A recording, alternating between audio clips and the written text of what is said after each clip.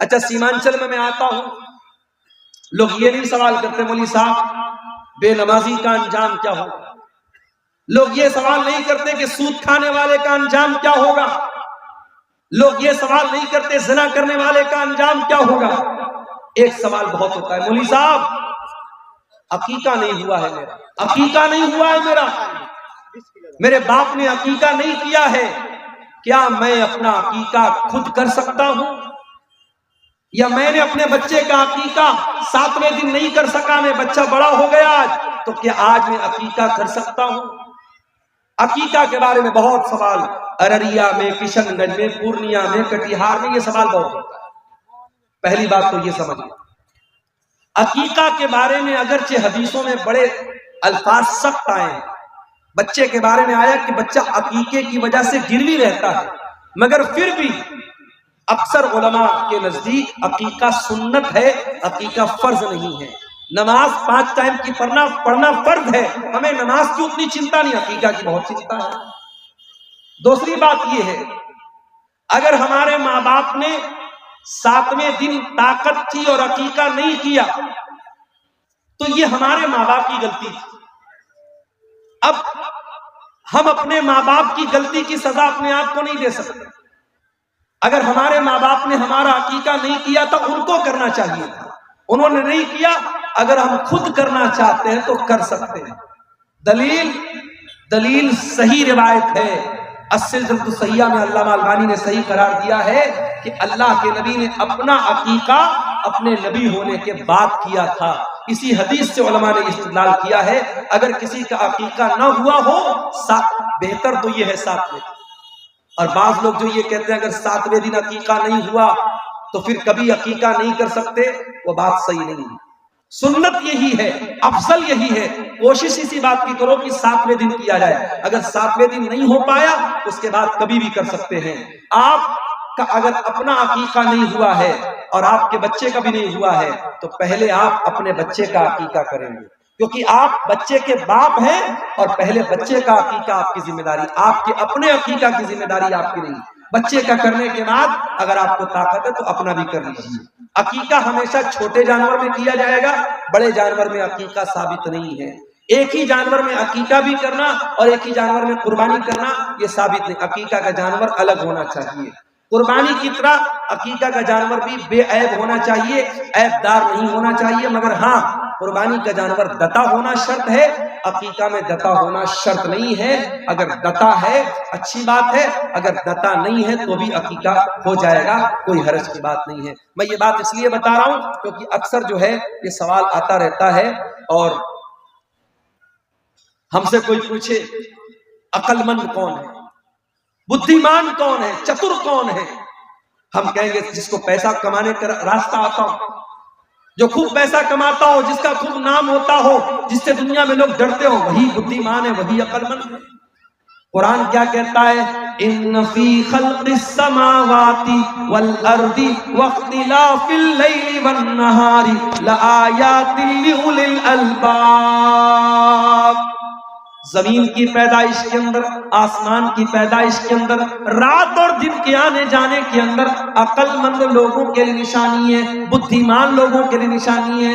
سوال یہ پیدا ہوا کہ بدھیمان کون لوگ ہیں، عقل مند کون لوگ ہیں؟ فرمایا الذین یذکرون اللہ قیاما وقعودا ویتفکرون فی خلق السماوات والارض ربنا ما خلقت ھذا باطلا سبحانک فقنا عذاب النار۔ عقل مند وہ لوگ ہیں، عقل مند وہ لوگ ہیں جو غور کرتے ہیں دنیا کے۔ اس لیے میں کہتا ہوں سائنس پڑھو، وگیان پڑھو۔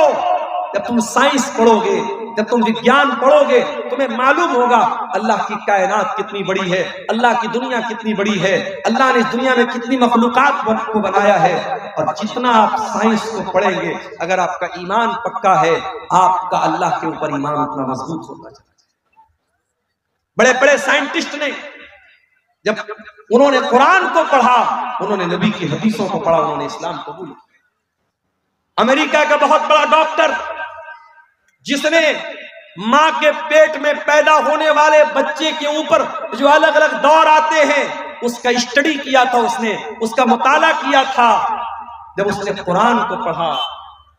1400 سال پہلے جب سائنس کا وجود نہیں تھا، جب یہ بڑی بڑی یونیورسٹیاں نہیں بنی تھیں، یہ بڑی بڑی ریسرچ نہیں ہو رہی تھی، اس نے جب قرآن پڑھا اور قرآن کی آیتوں کو جب اس ڈاکٹر نے دیکھا، اس پروفیسر نے دیکھا کہ قرآن کہتا ہے کہ ہم نے ماں کے پیٹ میں حقیر پانی سے بچے کو پیدا کیا اور پہلے ہم نے اس کو علقہ بنایا، پہلے نطفے سے ہم نے علقہ بنایا، علقہ سے مضغہ بنایا، پھر ہم نے گوشت اس کے اندر پیدا کیا، ہڈیاں پیدا کی، گوشت چڑھایا اور پھر جیتا جاگتا انسان بنایا۔ اس ڈاکٹر نے وہ حیران رہ گیا کہ 1400 سال پہلے مائکرو اسکوپ بھی نہیں تھا، الٹرا ساؤنڈ بھی نہیں تھا اور یہ مشینیں بھی نہیں تھی۔ محمد کو کس نے بتایا؟ اللہ کے نبی صلی اللہ علیہ وسلم کو کس نے بتایا کہ ماں کے پیٹ میں بچے کے اوپر یہ الگ الگ دور آتے ہیں؟ وہ سائنسداں اسلام قبول کر لیتا ہے اور سعودی عرب میں اس زمانے میں بہت بڑی کانفرنس ہوتی ہے اور وہاں آ کر کے وہ اسلام قبول کرنے کا اعلان کرتا ہے اور کہتا ہے کہ میرا دل یہ کہتا ہے کہ محمد رسول اللہ کو یہ باتیں اللہ نے بتائی تھی، کیونکہ اس زمانے میں سائنس نہیں تھی، اس زمانے میں وگیان نہیں تھا۔ میرے بھائی، آپ جتنا پڑھیں گے، جتنا مطالعہ کریں گے، جتنا کائنات پر غور کریں گے، اتنا آپ اللہ تعالیٰ کے قریب آئیں گے۔ اسی لیے اللہ کہہ رہا ہے میرے عقل مند بندے وہ ہیں جو زمین و آسمان پر غور کرتے ہیں، اور جب زمین و آسمان پر غور کرتے ہیں تو وہ اس نتیجے پر پہنچتے ہیں، ربنا ما خلقت ھذا باطلا، اے اللہ اتنی بڑی کائنات کو تو نے بیکار نہیں بنایا، اس دنیا کو تو نے ایک مقصد کے تحت بنایا ہے، دنیا کو تو نے بے مقصد نہیں بنایا ہے۔ سبحانک فقنا عذاب النار، اے اللہ تو پاک ہے، تو ہمیں جہنم کی آگ سے بچا لے۔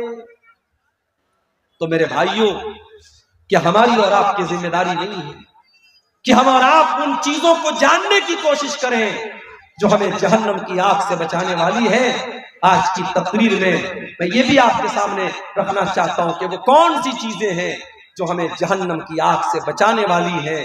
چند چیزیں، زیادہ وقت نہیں ہے، زیادہ تفصیل کا موقع بھی نہیں ہے، چند چیزیں جو جہنم کی آگ سے ہمیں بچانے والی ہیں۔ آئیے ذرا ہم قرآن و حدیث کی روشنی میں دیکھتے ہیں کون کون سی ایسی چیزیں ہیں جو جہنم کی آگ سے ہمیں بچانے والی ہیں، تاکہ ہم ان باتوں پر عمل کریں اور اپنے آپ کو اور اپنے بیوی بچوں کو جہنم کی آگ سے ہم بچانے کی فکر کریں۔ اس میں سب سے پہلی چیز جو ہے میرے پیارے ساتھیوں، ایک اللہ کی توحید کا اقرار کریں۔ جب تک آپ توحید پر نہیں آئیں گے، جب تک آپ اپنے آپ کو شرک سے نہیں بچائیں گے، آپ جہنم کی آگ سے اپنے آپ کو نہیں بچا سکتے۔ اللہ کے پیارے نبی فرماتے ہیں، بخاری اور مسلم کی روایت ہے، حدیث کے راوی اقبال ابن مالک رضی اللہ تعالیٰ عنہ کہتے ہیں اللہ کے نبی نے فرمایا، لن یوافی عبد یوم القیامت یقول لا الہ الا اللہ یبتغی بہ وجہ اللہ الا حرم اللہ علیہ النار۔ جو کلمہ پڑھے گا، جو لا الہ الا اللہ پڑھے گا، جو توحید پر قائم رہے گا، قیامت کے دن اللہ تعالیٰ اس پر جہنم کی آگ کو حرام کر دے گا، جہنم کی آگ اس کے اوپر حرام ہو جائے گی، جو توحید پر قائم ہے۔ یہ توحید سب سے بڑی امانت ہے، اس کی حفاظت کرو میرے بھائی۔ آپ بہار کے کیسے علاقے میں رہتے ہیں جو بارڈر سے قریب کا علاقہ ہے، سیمانچل کا علاقہ۔ آنے والے دنوں میں حالات بڑے خراب ہوں گے اور آپ کے ایمان کے سودے کیے جائیں گے اور آپ کو لالچ دیا جائے گا، پرلوبن دیا جائے گا اور آپ کے ہاتھوں سے ایمان کی دولت کو چھیننے کی کوششیں بھی ہیں۔ مگر یاد رکھنا، دنیا کی تکلیفیں، دنیا کی مصیبتیں آخرت کی مصیبتوں سے بڑی نہیں ہیں۔ دنیا کی گرمی جہنم کی گرمی سے خطرناک نہیں ہے، دنیا کی جیل جہنم کی جیل سے خطرناک نہیں ہے۔ دنیا کی ہر تکلیف کو سہ لینا، مگر کبھی شرک مت کرنا میرے پیارے ساتھیوں۔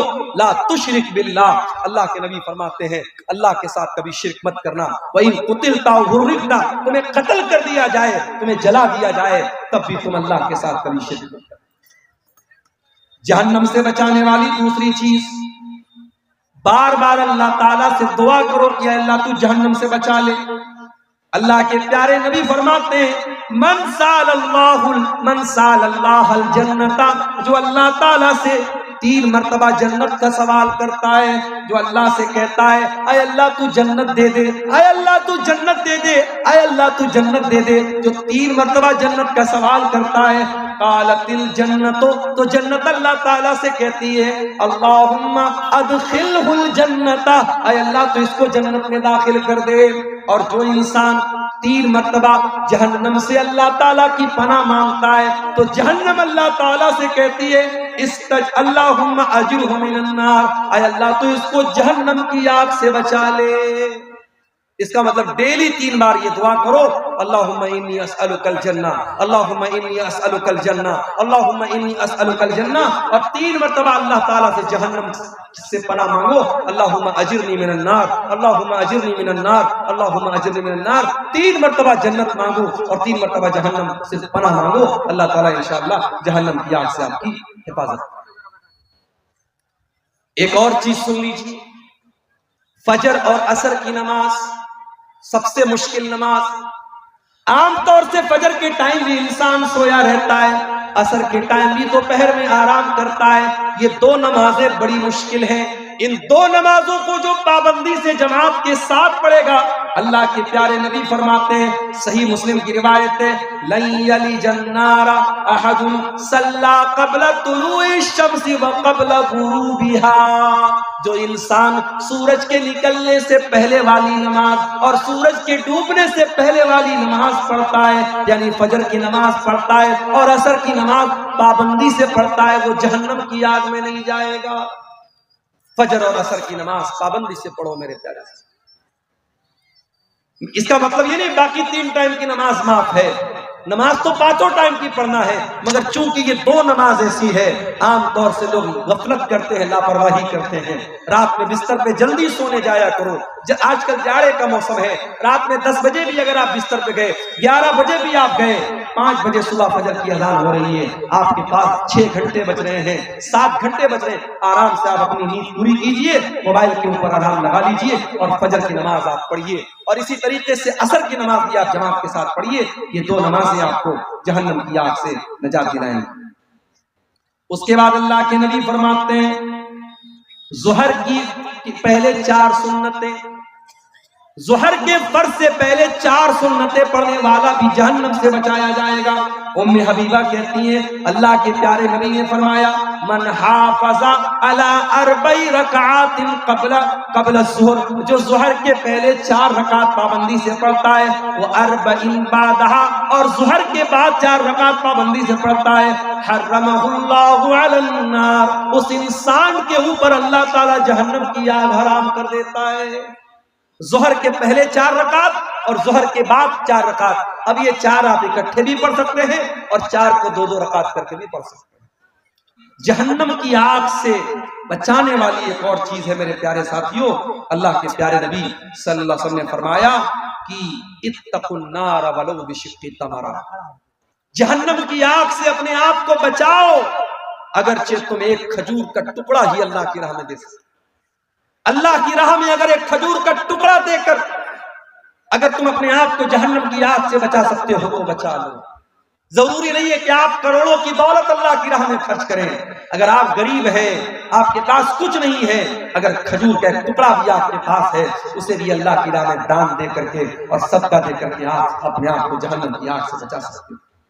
اسی طریقے سے میرے پیارے ساتھیوں، نفل روزہ رکھنے سے بھی جہنم کی آگ سے اللہ آپ کو بچائے گا۔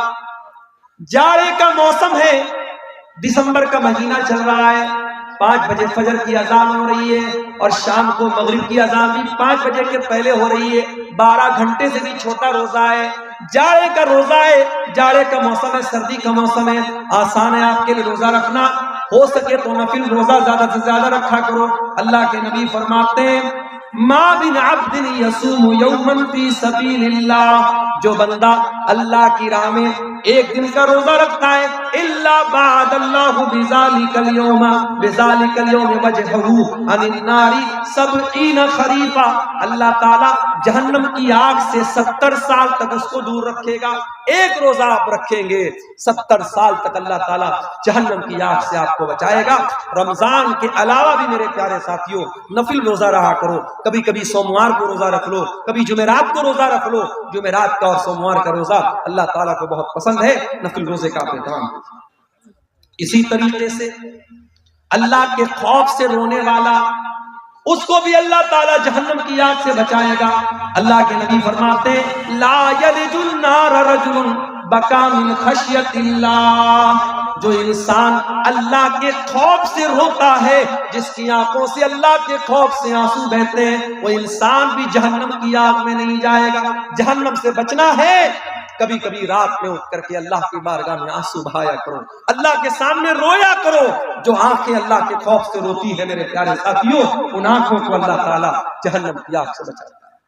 اگر آپ بیٹیوں کے باپ ہیں، چھیلی ہے آپ کے گھر میں، لڑکی ہے، بیٹی ہے، آپ اس کی پرورش کر رہے ہیں، یہ لڑکی آپ کو جہنم کی آگ سے بچانے کا ٹکٹ لے کے آئی ہے۔ اللہ کے نبی فرماتے ہیں جس کو 3 بیٹی ہو، جس کو 3 بہن ہو، یا 2 لڑکی ہو 2 بہن ہو، اور ان لڑکیوں کے بارے میں وہ انسان اللہ سے ڈرتا ہو اور ان لڑکیوں کے ساتھ اچھا سلوک کرتا ہو، وہ انسان جنت میں داخل ہوگا، اور وہ بچیاں اپنے ماں باپ کو جہنم کی آگ سے بچائیں گی۔ بیٹی والوں، یہ نصیب کی بات ہے، اللہ نے آپ کو بیٹی کا باپ بنایا ہے، اپنی بیٹیوں کی صحیح پرورش کرو۔ اور آخری چیز سن لیجئے، کبھی اگر آپ کے مسلمان بھائی پر جھوٹا الزام لگے، آپ کے کسی مسلمان بھائی پر جھوٹی تہمت لگے، تو اپنے بھائی کا ڈیفنس کرنا، اپنے بھائی کا بچاؤ کرنا، اپنے بھائی کا دفاع کرنا، یہ چیز بھی آپ کو جہنم کی آگ سے بچاتی ہے۔ اللہ کے پیارے نبی فرماتے ہیں من رد عن ارض اخیہ، جو اپنے مسلمان بھائی کی عزت کو بچاتا ہے، اپنے مسلمان بھائی کا دفاع کرتا ہے، رد اللہ وجهه عن النار یوم القیامہ، اس انسان کے چہرے کو اللہ تعالیٰ جہنم کے دن، قیامت کے دن جہنم سے آزاد کرے گا، جہنم سے بچائے گا۔ میرے پیارے ساتھیوں،